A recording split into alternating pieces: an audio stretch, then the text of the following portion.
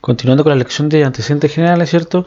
Y en las políticas salariales estábamos hablando, ¿cierto?, que también tenemos un sistema de clasificación, que en el fondo aquí estamos hablando de que las clases de trabajo, ¿cierto?, las clases de trabajo se ajustan a los puestos, ¿cierto? Se usa poco en las empresas, pero sí en la administración pública y de las Fuerzas Armadas. Aquí estamos hablando principalmente de escalafones, ¿cierto?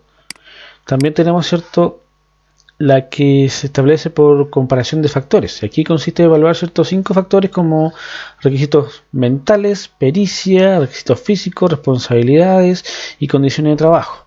Una vez determinada la cantidad monetaria, ¿cierto?, de cada factor se le aplica valor.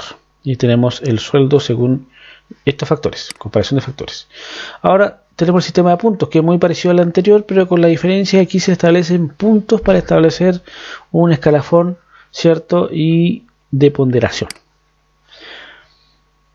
Cuando hablamos de incentivos, ¿cierto?, estamos hablando que es ofrecer algún tipo de compensación a los trabajadores por los servicios prestados, ¿cierto?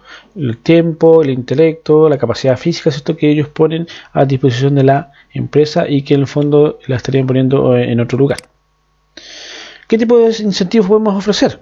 Como recursos humanos, ¿cierto?, o las empresas tienen, especialmente 2 tipos, una que puede ser monetarias y otra no monetarias.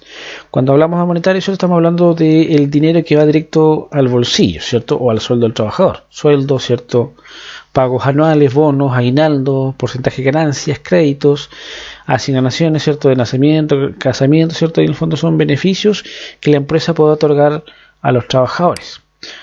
En el caso de no monetarias, ¿cierto?, aquí en el fondo estamos hablando de descuentos en productos o servicios de la empresa, ¿cierto?, guarderías o cuidado de niños, ¿cierto?, acceso a instalaciones, ¿cierto?, como por ejemplo en el caso de las empresas de turismo, ¿cierto?, donde pueden los trabajadores divertirse, ¿cierto?, planes de retiro y jubilación, ¿cierto?, algunos también le regalan telefonía celular, uniformes, ¿cierto?, teletrabajo, y también fomento al crecimiento a través de la formación. O sea, en este caso estamos hablando de la capacitación.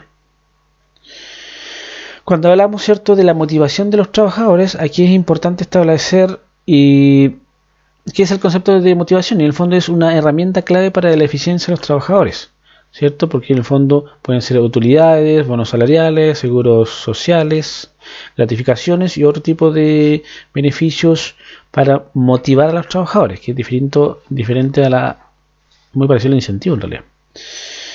¿Qué se establece, ¿cierto?, como recomendaciones para que los trabajadores, para tener un buen ambiente laboral? Primero, ¿cierto?, conocer a cada uno de los empleados, dar valor a la diversidad, ¿cierto?, equilibrar el trabajo, tener una elección clara, proporcionar, ¿cierto?, información oportuna y equilibrada, recompensar a sus trabajadores. Entonces aquí la recompensa también es importante para método de incentivo.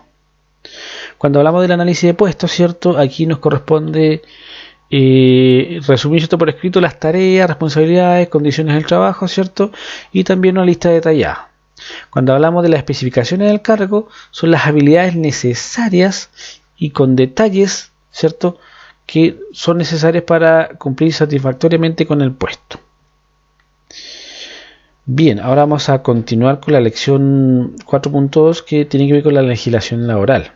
Aquí tenemos hartos temas que ver y vamos a empezar primero con el contrato de trabajo, que en el fondo el contrato de trabajo, según el artículo 7 del Código del Trabajo, ¿cierto?, es una convención mediante el cual, ¿cierto?, el empleado y el trabajador se obligan recíprocamente, ¿cierto? El primero, ¿cierto?, a prestar servicios y independencia y subordinación del primero, y aquel para pagarle un sueldo, ¿cierto?, por los servicios prestados. ¿Qué debe tener un contrato de trabajo? Como estipulaciones mínimas para que sea legal. Primero, identificación de las partes, tanto el empleador como el trabajador, las labores que se van a desempeñar, la remuneración, ¿cierto?, plazo del contrato, la jornada y distribución del trabajo, ¿cierto?, el horario del trabajo, la colación y finalmente la firma de ambas partes. ¿Ya? Importante es, ¿cierto?, que los contratos sean firmados ante notarios, ¿cierto?, o ante el servicio, en este caso a la dirección del trabajo. Considerando, ¿cierto?, dentro del contrato también se establece una jornada ordinaria, que según el artículo 22 del Código del Trabajo, que el trabajo, la duración del contrato, en este caso de la jornada ordinaria de trabajo, no excederá las 45 horas semanales. Muchas gracias.